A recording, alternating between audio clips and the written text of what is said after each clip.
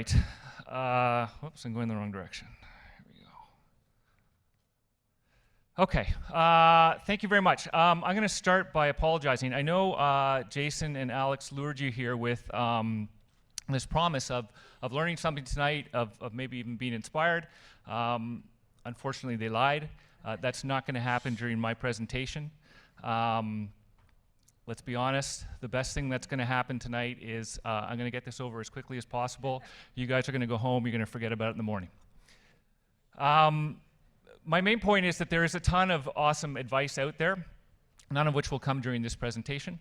And the key is to find the advice that works best for you. So while you're listening to this presentation, please don't listen. I may offend some people, I may upset some conventional wisdoms, I'll probably swear. People who know me know that I often make references to 70s and 80s pop culture, which you probably won't get. If you're still paying attention at that time, that's what Google's for. Okay. One of the places where I'd be most weary about getting advice from is from VCs. I tell people that if this thermostat thing doesn't work out, I'm going to start a YouTube channel called Shit VCs Say. I can say that because I was a VC. Scott Adams has this great quote that being a VC is the only position where you get paid an outrageous amount of money to be wrong 90% of the time. As I said, I can say that because I was a VC. To my investors, I love you. You know who you are. This doesn't apply to you.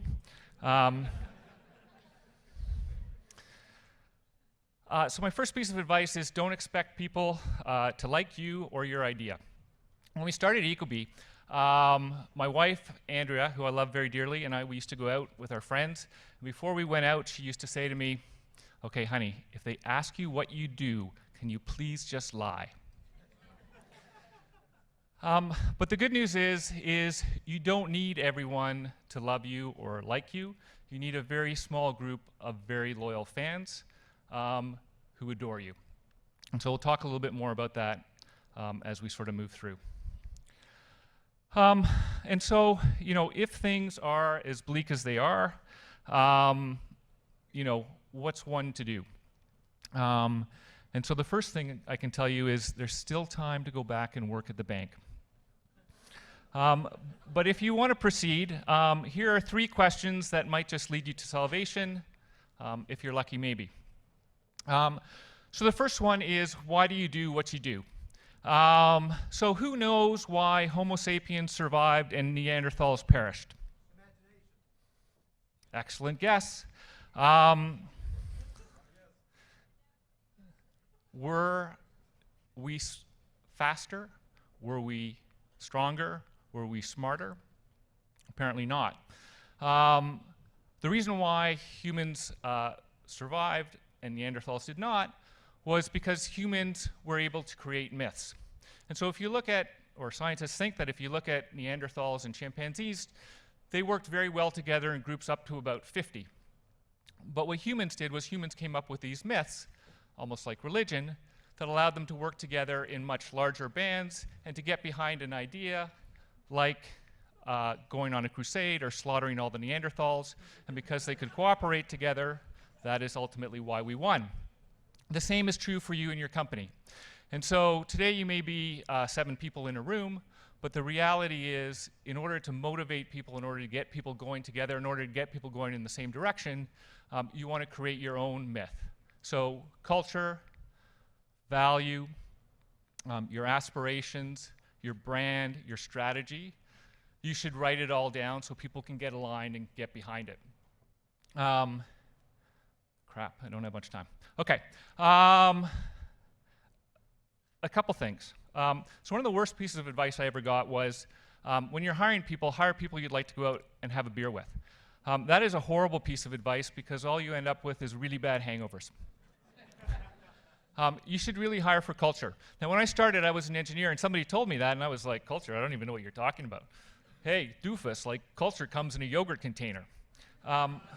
You should really hire for culture. So write it down and you will do it. The next question, who is your customer? sounds like an obvious question, but it is not really an obvious question because different people have different ideas of who your customer is. And so when we started, we used to listen to our customers, and unfortunate it was, mechanical engineering professors loved our product, and they sent us lots of product ideas, and we dutifully went out and we put them into our product. And while we were cornering the market on mechanical engineering professors from small northeastern universities, our competition was winning the love and households of America. So do your segmentation, create personas, spread those around. The next item is ask yourself what would be great. And there are a whole bunch of reasons to do this. One of them is you might find yourself on a stage like this where one of your customers will stand up and ask you an awkward question about your product and ask for customer support. If your product is shit, that makes those moments incredibly awkward. Another good reason is, and I told you this was not going to be an inspiring presentation, life is short and then you die, and so you should do something really great while you're here. The other reason is that creating a great product is not like I used to hand in my, my English exams in high school. And so when I wrote a paper for English in high school, it was like, okay, I did 75% of the effort, and I handed it in and I got a B, and I was like, look, Ma, I got a B, that's awesome. Unfortunately, people don't evaluate your products that way. And there's this thing called social media, so people actually write about your products, and you have no control over what they say. And the way they think about your product is like this curve here, which you can see is an exponential curve. And so if you only do 75% of the execution, the result is your customers only think that your product is 25% good.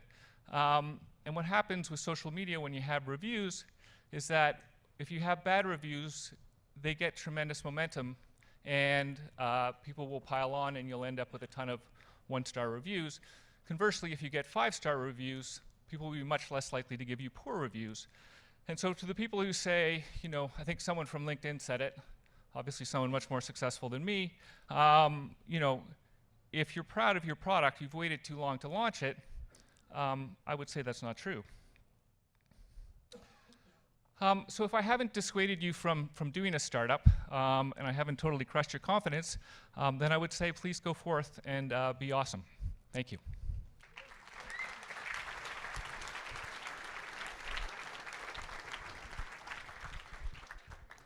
Questions?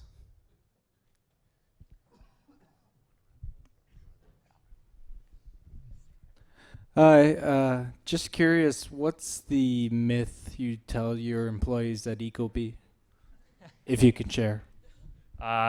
Sure. That I can dunk a basketball, that's the first one. You know, I think a few things. So one, you know, why we do what we do, right? So, you know, our mission is to use technology to help people do the right things, to help people conserve energy, save money, and reduce their environmental footprint. And if you look at what our customers have done, our customers have saved enough energy to take the city of Sacramento off the grid forever, which is a pretty amazing thing. And if you put it in context of what we're doing, you know, you can go out and you can buy a Prius. I put solar panels on my roof, $26,000 of solar panels on my roof.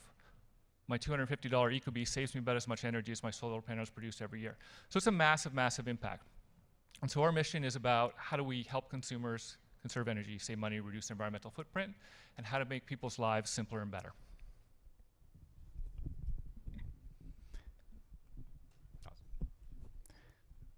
Hi, Stuart. I was actually just checking my ecobee at home, and it seems like my wife just got home, so it's, the temperature went up. I have a question in terms of the ecobee itself. So which is a fantastic product, but how do you see it evolving from just the ecobee? Is it you're just going to concentrate just on that and making it better, which is a great thing, or do you see it expanding into other areas? So it's a great question. If I told you what was coming, I would have to kill you. I think a couple things. So one of the things that we learned that has served us really, really well is this idea of focus, right? And so if you want to be truly, truly great, you know, if you want to be a fantastic concert pianist, if you want to be an Olympic athlete, you can't just show up and say, hey, where's my medal? No, I'm here. It's really about honing your craft, and it's really about persistence. And I know that that thought is kind of old-fashioned and not very popular, but the reality is that's what it's about. It's about focus. And so we've been very focused on making thermostats. Our goal is to be the #1 product in a category that matters. So when we think about connected home, we see 3 constellations. One is around entertainment, one is around security, and one is around energy. And our goal is to be the #1 player in a category that matters, rather than being the number 4 or 5 product in 4 or 5 different categories, in which case we don't think we matter so much. Hey, Stuart, on your right. You're right. Sorry, There I'm you go. blind, by the way. Sorry. Thanks yeah. for the presentation. Question, maybe a little technical, but when did you find your team went from a group of people that are in a startup and are generalists to shifting to very specialized roles, or did you? So it's a great question. When did we go from being generalists to being specialists? I think it's actually a really interesting question. It's one of the largest challenges that we face as an organization. So when we started the company, we were 7 people in a room, and everybody knew what was going on, and we were all good buddies and all that kind of stuff. And I was the CEO, but really I was a product manager. And Mark Melchiondo, who is one of my co-founders, he's the VP of engineering, but really he's like a team leader, right? And so Mark's going away and he's hacking code, and I'm writing requirements. And fast forward 10 years, and our jobs have changed a lot, right? And I think, as you go through that sort of growth phase, figuring out what you want to do, first of all, which is really important, and then what you should be doing is also very important, and it tends not to be what you were doing when you were 7 people in a room. And so I guess that's a long-winded way of saying I think we're kind of at that stage now. We're about 220 people, and being really good at very specific things has become really, really important. And it's somewhere in that beyond your first product launch, but where you're really trying to scale and be even more awesome than you were before. Last question.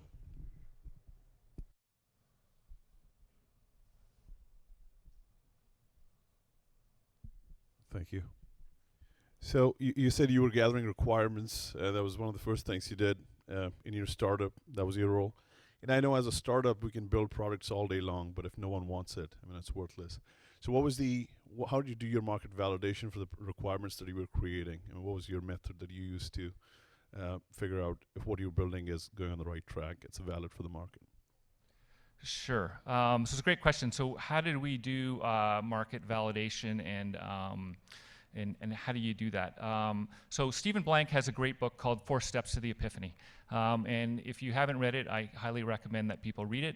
It's probably a little bit of overkill, but that's the basic path that we went. And the idea is that you go through this customer discovery process and you spend time with your customers. And that's exactly what we did. Part of our product sells through the heating and cooling service channel, so we all drove around with service technicians. We went and found the largest HVAC companies in Toronto. We spent a lot of time with them. We went out and we interviewed customers. To the comment about, if I had have asked my customers, I would have built a faster horse. I would argue that what Ford did build was a faster horse.